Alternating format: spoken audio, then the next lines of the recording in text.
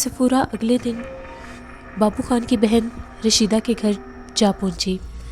उसे उसके जिस्म से निकलने वाले उन नन्हे नन्हे शैतानी वजूद ने वो रास्ता बता दिया था। जैसे ही वो रशीदा के घर पहुंची, उसने दरवाज़ा बजाया तो अंदर से एक औरत निकली और कहने लगी, जी मेम साहब, कौन है आप? जिस पर सफूरा ने कहा, क्या तुम बाबू खान की बहन हो? तुम्हारा नाम रशीदा है? जिस पर रशीदा ने कहा, हाँ मैं रशीदा हूँ, मगर आप कौन हैं? मुझे अफशा और अशर से मिलना है। क्या आप उनको जानती हैं? हाँ जानती हूँ, इसीलिए तो मिलने आई हूँ। मुझे अंदर नहीं आने दोगी? नहीं बेगम साहिबा, ये घर आपके लायक नहीं है।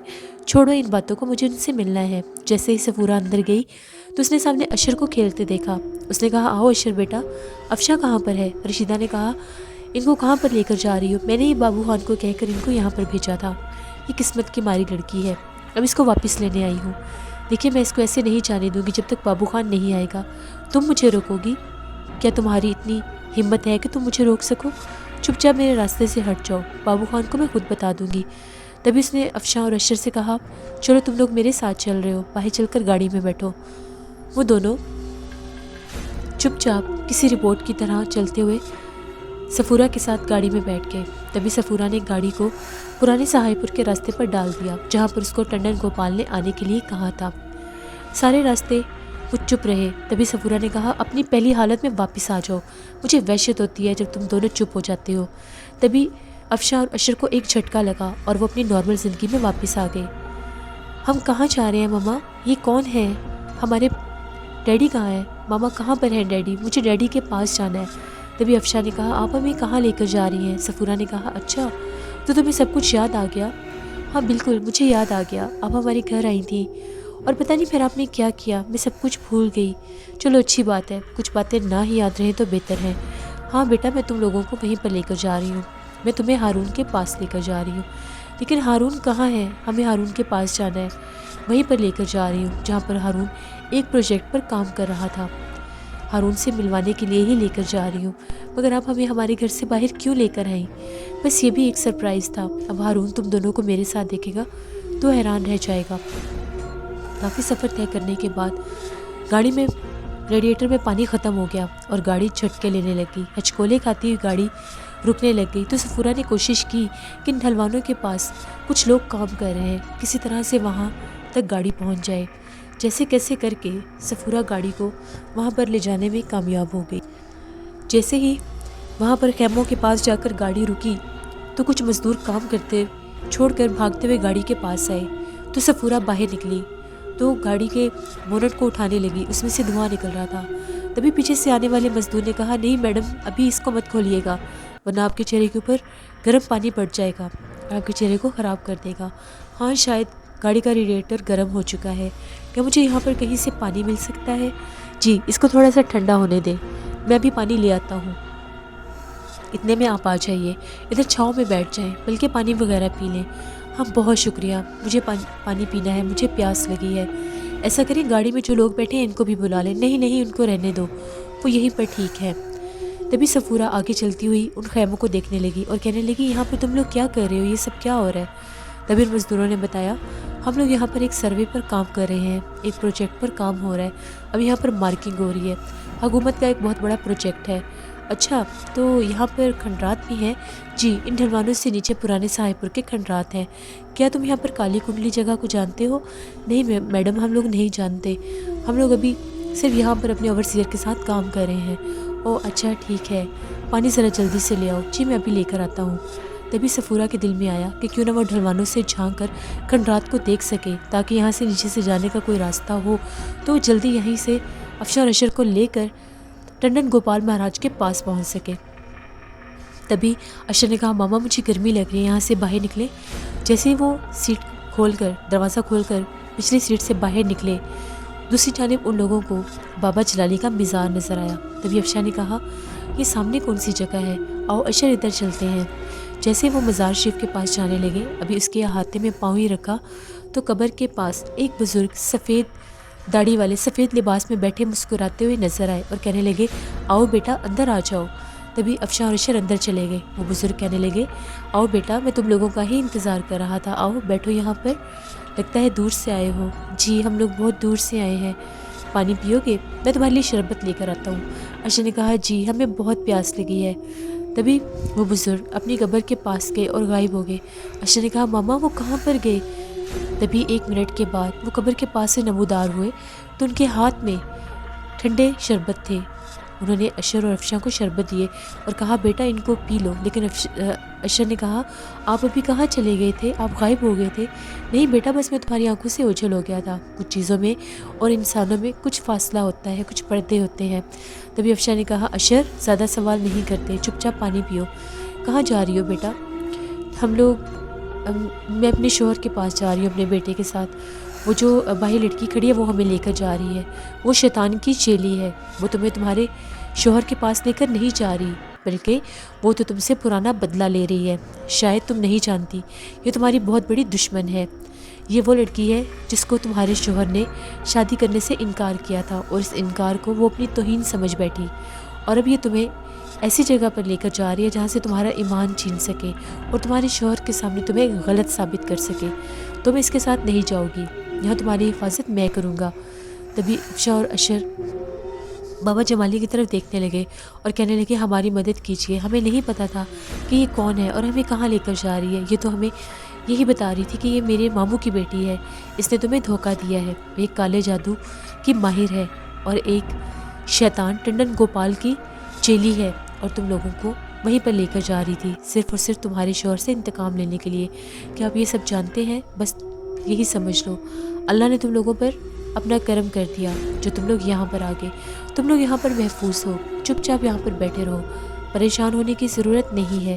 یہ چاہے کچھ بھی کہتی رہے، اس کو کسی بات کا کوئی جواب نہیں دو گے، تم لوگ چپ چاپ یہاں پر بیٹھے رہو۔ ان دونوں نے شربت پیا، اتنے میں گاڑی میں سفورہ نے پانی ڈلوایا اور جیسے ہی بونٹ بند کیا اور گاڑی سٹارٹ کرنے لگی تو اس کی نظر پچھلی سیٹ پر پڑی۔ ارے یہ دونوں کہاں گئے؟ تبھی اس کی نظر پڑی تو افشاں اور اشر سامنے بابا جمالی کے مزار پر بیٹھے تھے۔ تم لوگ وہاں پر کیا کر رہے ہو؟ چلو جلدی سے آ جاؤ، ہمیں دیر ہو رہی ہے۔ افشاں اور اشر نے کسی بات کا کوئی جواب نہیں دیا۔ تم لوگ سن نہیں رہے؟ میں تم لوگوں سے بات کر رہی ہوں، کیا بہرے ہو گئے ہو؟ جس پر افشاں اور اشر نے پھر کوئی جواب نہیں دیا۔ بابا جمالی بادستور پاس بیٹھ کر مسکرا رہے تھے۔ تبھی افشاں نے کہا اب ہم کیا کریں؟ یہ ادھر نہ آ جائے۔ بیٹا دیکھتی جاؤ، یہ ادھر نہیں آ سکتی، اس کو بھونکنے دو، جب تک بھونک سکتی ہے بھونکتی رہے۔ تبھی سفورہ نے کہا رکو، تم لوگ ایسے نہیں مانو گے، ابھی تم لوگوں کو گھسیٹ کر باہر لاتی ہوں۔ جیسے ہی سفورہ نے بابا جمالی کے مزار کے احاطے میں پاؤں رکھا تو اس کو اتنا زور سے جھٹکا لگا کہ وہ الٹے پاؤں پیچھے بھاگی۔ ایسا لگ رہا تھا کہ اس کے جسم کو کوئی چیز جلا دے گی۔ یہ کیا؟ یہ کیسے ممکن ہے؟ ایسے کیسے ہو سکتا ہے؟ آخر میں اندر کیوں نہیں جا پا رہی اور یہ لوگ اندر بیٹھے ہوئے ہیں؟ تبھی اس نے ایک بار پھر کوشش کی، دوسری بار بھی اس کو اس سے زیادہ زور سے جھٹکا لگا۔ نہیں، یہ تو کوئی عجیب بات ہے، میں اندر کیوں نہیں جا پا رہی؟ دیکھو میں تم لوگوں کو آخری بار کہہ رہی ہوں، چپ چاپ باہر آ جاؤ ورنہ تم لوگوں کا انجام بہت برا کروں گی، تم لوگوں کو جلا کر راکھ کر دوں گی۔ افشاں اور اشر نے پھر بھی کسی بات کا جواب نہیں دیا۔ ٹھیک ہے مت آؤ، جب اندر بیٹھ کر بھوکے مرو گے تو باہر نکلو گے نا، پھر تم لوگوں کو دیکھنا میں کیا حال کرتی ہوں، میں بھی ادھر ہی بیٹھی ہوئی ہوں۔ تبھی دوپہر سے شام ہو گئی، افشاں اور اشر وہاں سے ہلے نہیں اور سفورہ بھی وہاں پر بیٹھ بیٹھ کر تھک گئی۔ تبھی سفورہ نے دیکھا کہ اب اندھیرا پھیلنے لگا ہے، آخر ان کھنڈرات میں کیا کروں گی؟ مجھے وقت نہیں ضائع کرنا چاہیے، مجھے ٹنڈن گوپال مہاراج کے پاس جانا چاہیے، ان سے کوئی مدد مانگتی ہوں کہ میں اس مزار کے اندر کیوں نہیں جا پا رہی، آخر اس کی کیا وجہ ہے؟ شاید میرا وجود ناپاک ہے اس لیے۔ تبھی سفورہ ابھی اٹھی ہی تھی، اس کو ایک دم چکر آیا، اس کی آنکھوں کے آگے اندھیرا ہو گیا، وہ اتنی زور سے چکرائی کہ زمین پر گری، اس کو کچھ ہوش نہیں رہا۔ جب اسے ہوش آیا تو اس نے خود کو بہت سے لوگوں کی ایک محفل میں پایا، وہاں پر بہت سے لوگ تھے، بہت بزرگ تھے، وہ یہ کہہ رہے تھے کہ اس ایمان فروش لڑکی کو زندہ دلکور کر دو، اس کو مار دیا جائے، کوئی کہہ رہا تھا اس کی گردن قلم کر دی جائے، کوئی کہہ رہا تھا اس کی عبرت ناک موت ہونی چاہیے۔ لیکن پھر ایک عظیم بابا کی آواز گونجی، وہ یہ کہہ رہے تھے نہیں، یہ مسلمان لڑکی ہے، یہ ایک مسلمان گھرانے کی بیٹی ہے، اس کے ماں باپ ابھی بھی مسلمان ہیں، اس کو اس طرح کی موت نہیں دینی چاہیے، اس کے بارے میں کچھ سوچئے۔ تبھی وہاں پر ایک غرام برپا ہو گیا، نہیں نہیں، اس کو موت کی گھاٹ اتار دیا جائے، اس نے اپنا ایمان بیچا ہے، اس نے کالے جادو کے عمل سیکھے ہیں، اس نے اپنے ایمان سے خود کو دستبردار کیا ہے، اس کو اس کی سزا دینی چاہیے۔ تبھی وہ کہنے لگے نہیں، میں تم لوگوں کو اس کے وجود کے ساتھ جڑی ایک کہانی سنانا چاہتا ہوں۔ دوسری جانب ہارون افشاں اور اشر کو ڈھونڈتا ڈھونڈتا انہی کچی آبادیوں میں گھومتا رہا جہاں پر بابو خان کا گھر تھا۔ جیسے ہی وہ وہاں کے ایک بازار میں پہنچا تو اس نے سامنے دیکھا سبزی والے کے ٹھیلے کے پاس ایک لڑکی کھڑی تھی۔ ہارون کو اس کا چہرہ جانا پہچانا لگا۔ تبھی ہارون اس کے پاس گیا تو اس کا حلیہ بہت زیادہ غریب تھا، جسم پر کپڑے پھٹے پرانے تھے۔ اس کے پاس اتنے پیسے نہیں تھے کہ وہ سبزی والے کو پورے پیسے دے سکے۔ ہارون نے جب اس کا چہرہ دیکھا، ہارون کے منہ سے نکلا افشاں تم شمسہ ہارون کی بہن تھی۔ جیسے شمسہ نے ہارون کو دیکھا وہ کہنے لگی، ہارون بھائی میرے بھائی آپ کہاں چلے گئے تھے؟ آپ ٹھیک ہیں؟ اتنے عرصے کے بعد آپ کو دیکھا ہے۔ یہ وہی شمسہ تھی جن کے گھر میں ہارون نے پرورش پائی تھی، جس کے ماں باپ ہارون کو اپنے بچوں سے زیادہ محبت کرتے تھے۔ یہ کیا حال ہو گیا تمہارا؟ آخر تم یہاں پر کیا کر رہی ہو؟ بس بھائی میری تو دنیا ہی برباد ہو گئی، کیا بتاؤں میں کن حالات میں ہوں، یہاں پر کیوں بحث کر رہی ہو؟ میرے پاس پیسے کم پڑ گئے ہیں، اس سبزی والے کو پیسے دینے ہیں۔ تبھی ہارون نے سبزی والے کو پیسے دیے اور ساری سبزی اٹھا کر شمسہ سے پوچھنے لگا، تمہارا گھر کہاں پر ہے؟ بھائی وہ سامنے گلی میں میرا گھر ہے۔ ہارون شمسہ کے ساتھ اس کے گھر آیا تو ایک ٹوٹا پھوٹا غربت کا مارا ہوا گھر تھا جہاں دو چھوٹے چھوٹے بچے کھیل رہے تھے۔ ہارون نے پوچھا، یہ بچے کون ہیں؟ بھائی یہ میرے بچے ہیں۔ شوہر کہاں ہے تمہارا؟ ان کا انتقال ہو گیا، ان کو TB ہو گئی تھی۔ عنایت علی کا کیا بنا؟ عنایت علی پولیس مقابلے میں مارا گیا۔ اماں اور ابا کے انتقال کے بعد اس کے بھی جو چال چلن تھے اس کی سزا اس کو مل گئی۔ مقابلے میں مارے جانے سے پہلے وہ میرے پاس آیا تھا اور جو باکس آپ کے لیے امی ابو نے سنبھال کے رکھا تھا وہ مجھے امانت کے طور پر دے گیا تھا، وہ میرے پاس پڑا ہے، وہ میں آپ کو دینا چاہتی ہوں، اس کو آپ لے لیجئے۔ تبھی ہارون نے کہا، تم میری بہن ہو، اس گھر کی اور تمہارے بچوں کی اور تمہاری ذمہ داری مجھ پر ہے۔ ابھی میں کسی مصیبت میں ہوں، میرے لیے دعا کرو، میری مصیبت حل ہو جائے۔ انشاءاللہ میں جلدی آؤں گا، کچھ دن تمہیں میرا انتظار کرنا پڑے گا، پھر میں تمہیں اپنے ساتھ لے جاؤں گا۔ تم نے جتنے دکھ اٹھانے تھے اٹھا لیے، بس اب تمہارے دکھ ختم ہو گئے۔ شمسہ کو زندگی کی ایک نئی امید نظر آئی۔ تبھی وہ کمرے میں گئی اور لکڑی کا وہ چھوٹا سا ڈبہ اٹھا کر لے آئی اور آ کر ہارون کے ہاتھ میں تھما دیا۔ ہارون نے اس کو لے لیا۔ یہ وہی ڈبہ تھا جس کے بارے میں ہارون کو پتا تو تھا، لیکن وہ نہیں جانتا تھا کہ اس کے اندر کیا راز موجود ہے جو اس کے جوان ہونے پر ہی اس کو دیا جانا تھا۔ جیسے ہی ہارون نے وہ ڈبہ کھولا اس میں ایک خط تھا۔ ہارون نے اس کو پڑھنا شروع کیا۔ یہ کہانی ایک پرانے دور کی کہانی تھی جس میں لکھا ہوا تھا، میں خاقان دورانی تمہارا دادا ہوں، تم میرے پوتے ہو، میری نسل کے آخری چشم و چراغ۔ تمہارے کندھوں پر ایک بہت بڑی ذمہ داری ہے، تمہیں ایک شیطان کو مارنا ہے۔ اس شیطان کا نام ہے ٹنڈن گوپال۔ ٹنڈن گوپال وہ شیطان ہے جس نے میرے خاندان کو نظر لگا دی، جس کی وجہ سے میرا خاندان اندھیروں میں ڈوب گیا۔ تمہارے باپ کا قتل بھی اس کے ہاتھوں سے ہی ہوا تھا۔ تم پرانے سہائے پور آؤ گے، وہاں پر میری حویلی ہے، اس کے تہہ خانے میں تمہیں انعام کے طور پر خزانہ بھی ملے گا، لیکن اس سے پہلے تمہیں اس ٹنڈن گوپال کو اس کے انتقام تک پہنچانا ہے، اس کے انجام تک پہنچانا ہے، کیونکہ وہ ایک ایسا شیطان ہے جو ہمیشہ زندہ رہنے کے لیے کالے جادو کے عمل کرتا ہے۔ اس نے بہت سے ایسے کارنامے سر انجام دیے ہیں۔ ایک کردار جس کا نام انگوری ہے، وہ کئی سالوں سے، کئی صدیوں سے دوبارہ جنم لیتی آ رہی ہے۔ یہ ہندو مذہب میں بار بار جنم ہوتے ہیں۔ انہیں جنم میں اس کا پہلا نام انگوری تھا اور دوبارہ جب وہ مجھ تک پہنچی تو اس کا نام چندر بدن تھا۔ اس کو بھی اسی ٹنڈن گوپال نے قید کر لیا تھا۔ اس کا نوکر تھا جس کا نام گجراج تھا۔ گجراج چندر بدن کے اوپر عاشق ہو چکا تھا۔ چندر بدن کو جب پتہ چلا تھا کہ میرا نوکر مجھ پر عاشق ہو گیا ہے تو اس پر تھوکتی بھی نہیں تھی۔ انتقام میں آ کر گجراج نے زبردستی اس کے ساتھ پھیرے لینے کی کوشش کی تھی، لیکن وہ ابھی بھی اس کو مکتی نہیں مل سکی۔ اس کو ٹنڈن گوپال نے اپنے شہر میں جکڑ کر آج تک قید کیا ہوا ہے، اور وہ جو گجراج ہے وہ بھی ٹنڈن گوپال کا ہی ایک مہرہ بن گیا تھا، کیونکہ وہ سمجھتا تھا کہ شاید ٹنڈن گوپال اس کو بھی کوئی عمل سکھا دے گا، لیکن ٹنڈن گوپال کی نیت چندر بدن پر خراب ہو چکی تھی، جس کی وجہ سے گجراج بھی اس کا دشمن بن گیا۔ تمہیں میری حویلی آنا ہوگا۔ جیسے ہی ہارون نے یہ سب سنا، ہارون کے اوپر عجیب و غریب طرح سے اس طرح سے لگا جیسے کوئی پہاڑ ٹوٹ پڑا ہے۔ آخر ان پرسرار کہانیوں کا میرے ساتھ یہ تعلق تھا۔ ہارون ایک بہت بڑے گھرانے کا چشم و چراغ تھا، لیکن پرورش اس نے عنایت علی کے گھر میں پائی تھی، اسی لیے وہ اس کو اس طرح سے رکھتے تھے، کیونکہ عنایت علی اور اس کی بیوی اور اس کے پرک جو تھے وہ خاقان درانی کے نوکر چاکر تھے۔ اسی لیے اس نے اپنے پوتے کو بچانے کے لیے اپنے نوکروں کے گھر میں دے دیا تھا کہ وہ اس کو زندہ بچا سکے۔ جیسے ہی ہارون نے وہ سب لیا، وہ کامران کے پاس آیا۔ اس نے کامران کو ساری بات بتائی اور کامران کو کہا ہمیں جلد از جلد سہائی پور کے کھنڈرات میں جانا ہوگا، آخر ان چیزوں کا میرے ساتھ کیا تعلق ہے، مجھے وہاں پر جا کر دیکھنا ہوگا۔ جیسے ہی ہارون اور کامران پرانے سہائی پور کے کھنڈرات میں پہنچے، وہاں پر ان کو جا کر بھی وہ جگہ نہیں مل رہی تھی۔ بہت کوشش کی، نقشے میں اس کی ایک نشانی تھی، اس حویلی کے پاس ایک ٹوٹا ہوا چبوترا نما گھر تھا، ان لوگوں کو وہ مل گیا۔ بالآخر انہوں نے وہاں پر جیسے کھدائی کرنا شروع کی، وہاں پر بے تحاشا چمگادڑیں تھیں، اتنی پرسرار اور ڈراؤنی آوازیں گونج رہی تھیں۔ وہ کھدائی کرتے گئے تو آگے سے سیڑھیاں برآمد ہوئیں، ان سیڑھیوں سے نیچے اتر کر جیسے ہو گئے وہاں پر ایک تہہ خانہ تھا۔ تہہ خانے پر گئے تو وہاں پر پتھر کی ایک سیل کے اوپر ایک شخص بیٹھا تھا جس نے سفید لباس پہنا تھا، اس کی آنکھیں سرخ لال تھیں۔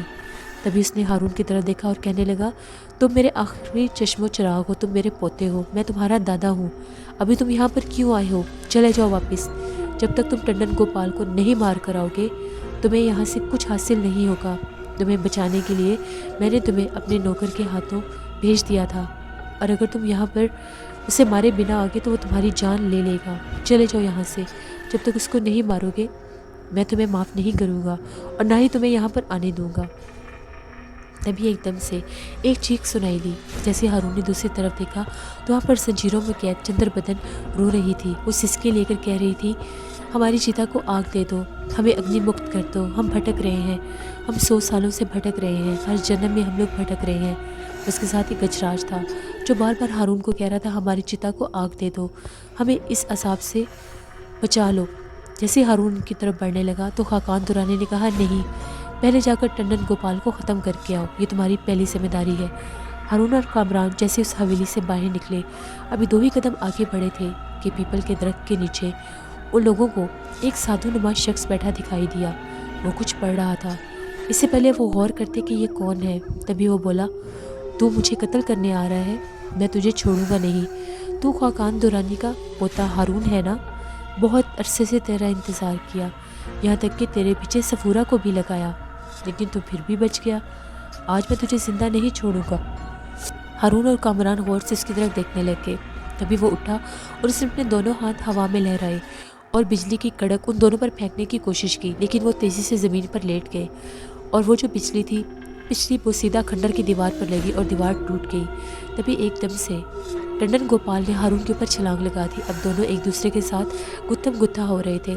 کامران ادھر ادھر سے کوئی ڈھونڈ رہا تھا، تبھی اس کو اپنے پیچھے سے ایک آواز آئی۔ پیچھے پلٹ کر دیکھا تو بابا جمالی کھڑے تھے۔ بابا جمالی نے کہا یہ لو میرا ڈنڈا اور یہ ہارون کو دو، جلدی کرو، اس سے وہ اس کو مار دے گا، اس شیطان کو اسی کی سزا ملنی چاہیے۔ تبھی کامران نے وہ ڈنڈا لیا بابا جمالی سے اور ہارون کو کہا بابا جمالی آ گئے ہیں، ہارون اس کو سنبھالو۔ جیسے کامران نے پیچھے پلٹ کر دیکھا وہاں پر بابا جمالی نہیں تھے، لیکن ہارون نے وہ ڈنڈا لے لیا۔ بابا جمالی کا نام سنتے ہی ٹنڈن گوپال کے جسم میں بجلیاں دوڑ گئیں۔ وہ سیدھا کھڑا ہوا اور وہاں سے بھاگنے لگا۔ کھنڈر کی دیوار پر چڑھا تو دیوار سے نیچے گر گیا، دوسری دیوار پر چڑھا اور وہاں سے بھی نیچے گر گیا۔ تبھی ہارون نے موقع پا کر ڈنڈے کی ضرب اس کے پیٹ میں ماری اور وہ زمین پر جا گرا۔ تبھی ہارون نے نہ آؤ دیکھا نہ تاؤ دیکھا، اتنے ڈنڈے ٹنڈن گوپال پر برسائے کہ اس کے جسم کی ہڈیاں چور چور ہو گئیں۔ اس میں اللہ کی طرف سے طاقت آ گئی تھی، آج شیطان کو نیست و نابود کرنا تھا۔ تبھی ہارون نے آخری وار اس کے سر پر کیا، اس کا سر درمیان میں سے 2 حصوں میں تقسیم ہو گیا۔ اس کے جسم سے خون کی جگہ عجیب و غریب کالے رنگ کے بدنما شکل کے کیڑے رینگنے لگ گئے۔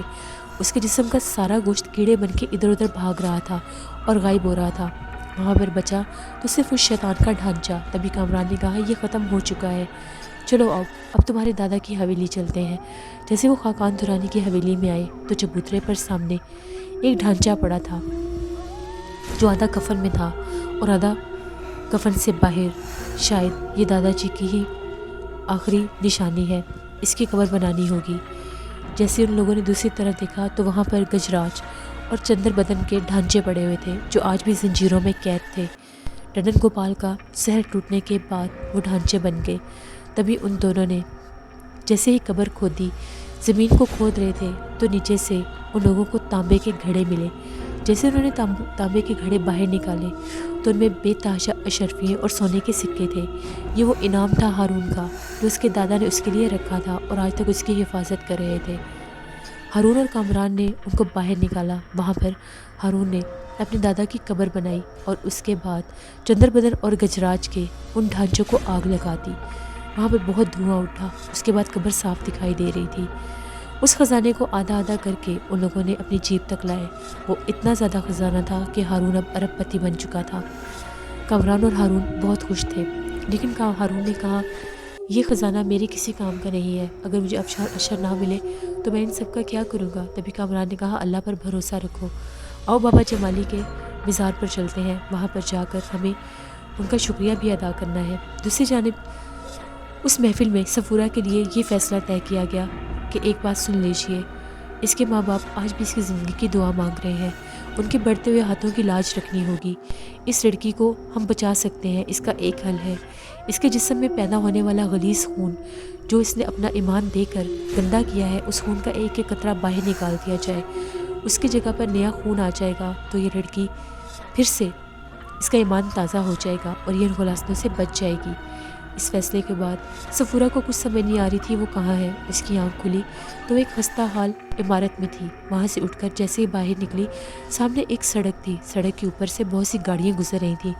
صفورہ وہاں پر نیم غنودگی کے قدم اٹھاتی ہوئی چلتی ہوئی جا رہی تھی۔ کچھ لوگ یہ سمجھ رہے تھے کہ شاید یہ ایک اوباش لڑکی ہے جو نشے کی حالت میں باہر چل رہی ہے، کچھ لوگ اس کو روح سمجھ رہے تھے۔ جیسے صفورہ نے ایک موڑ مڑا، پیچھے سے ایک بہت بڑی ویگن آئی، اس نے بہت تیزی میں صفورہ کو ٹکر ماری۔ صفورہ 8 سے 9 فٹ اونچی بلندی پر جا کر گری اور اس کے بعد اس کے جسم سے بے تحاشا خون بہہ رہا تھا۔ اس کو زخمی حالت میں ہاسپٹل پہنچایا گیا، اس کا بہت سارا خون نکل چکا تھا، شاید اس کے بچنے کے امکان نہیں تھے، لیکن جلدی سے اس کو آپریشن تھیٹر میں لے جایا گیا۔ وہاں پر اس کا آپریشن شروع ہو گیا۔ ڈاکٹرز نے کہا اس کے خون کی جانچ کرنی چاہیے کیونکہ اس کے خون میں سرخ اور سفید خلیوں کے علاوہ کالے رنگ کے کچھ دھبے ملے۔ جیسے ان کو ڈاکٹرز نے چیک کیا تو وہ ایک انسانی وجود تھے، زندہ وجود۔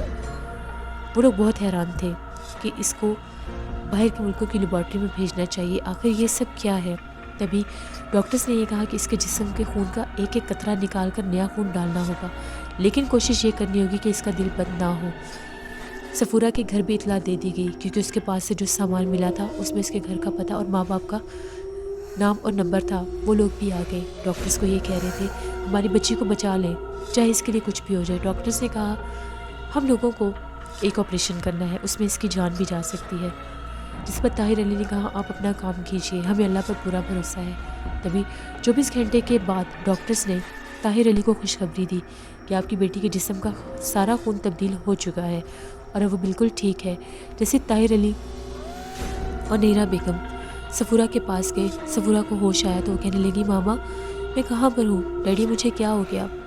تبھی ان لوگوں نے کہا بیٹا تمہارا بہت برا ایکسیڈنٹ ہوا تھا ماما، وہ کمینہ ٹنڈن گوپال پتہ نہیں اس نے میرے اوپر کیا سحر کر دیا تھا، میں اپنے آپ میں نہیں تھی، مجھے نہیں پتا تھا میں کیا کر رہی تھی، اس نے مجھے بچانے کی غرض سے مجھے بلیک میل کرنا شروع کر دیا، میرے ہاتھوں ایک قتل ہوا تھا، میں بری لڑکی نہیں تھی، میں نے صرف اپنی آبرو بچائی تھی، لیکن اس نے مجھے استعمال کر کے میرا دماغ ہی بھٹکا دیا تھا، اللہ اس کو نیست و نابود کر دے، مجھے معاف کر دیجئے، میں نے اشر اور افشاں کو بھی بہت نقصان پہنچانے کی کوشش کی، پتہ نہیں وہ کہاں پر ہوں گے۔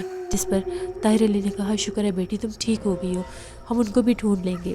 دوسری جانب جیسے ہی ہارون اور کامران بابا جمالی کے مزار کے پاس پہنچے تو وہ کیا دیکھتے ہیں، اپنے مزار کے پاس بابا جمالی کھڑے مسکرا رہے ہیں، ان کا نورانی چہرہ ہے سامنے۔ ہارون جیسے ان کے پاس پہنچا ان کے قدموں میں گر کر گڑ گڑانے لگا اور کہنے لگا مجھ سے میرا سارا خزانہ لے لیجئے، مجھے میری کل کائنات دے دیں، میری بیوی اور میرا بیٹا۔ تبھی بابا جمالی نے کہا بیٹا اللہ تم پر خوش ہو، تمہیں جس کام کے لیے چنا تھا تم نے وہ کام کر دیا، تم نے شیطان کو نیست و نابود کر دیا۔ تبھی بابا جمالی نے کہا اشر اور افشاں باہر آ جاؤ۔ تو بابا جمالی کی قبر سے پچھلی طرف سے دیوار تھی، اس دیوار کے پیچھے سے اشر اور افشاں مسکراتے ہوئے باہر آ گئے اور ہارون ان کو دیکھ کر خوش ہو گیا۔ ہارون نے بابا جمالی کا شکریہ ادا کرنے کے لیے جیسے ان کی طرف دیکھا تو بابا جمالی وہاں پر موجود نہیں تھے۔ ان کے مقبرے کے پاس سے بہت پیاری خوشبو مہک رہی تھی۔ یہ تھی سہائے پور کی، پرانے سہائے پور کی ایک کہانی، جس کے کچھ کردار تھے جو میں نے آپ لوگوں کے سامنے رکھے۔ ایم اے راحت کا ناول 100 سال پہلے آپ لوگوں کو کیسا لگا مجھے ضرور بتائیے گا۔ یہ اس ناول کی لاسٹ ایپیسوڈ تھی۔ اب جو نیکسٹ ناول میں آپ لوگوں کے لیے لے کر آؤں گی وہ بھی بہت ہارر ہوگا۔ اپنا فیڈ بیک مجھے ضرور دیں، اور جن لوگوں نے ابھی تک ہارر اردو سینٹر کو سبسکرائب نہیں کیا، ہارر اردو سینٹر کو ضرور سبسکرائب کریں، اور میرے چینل کے ناولز کو جو ایپیسوڈز آپ لوگ دیکھتے ہیں ان کو شیئر بھی کریں۔ Thank you for watching, stay blessed, اللہ نگہبان۔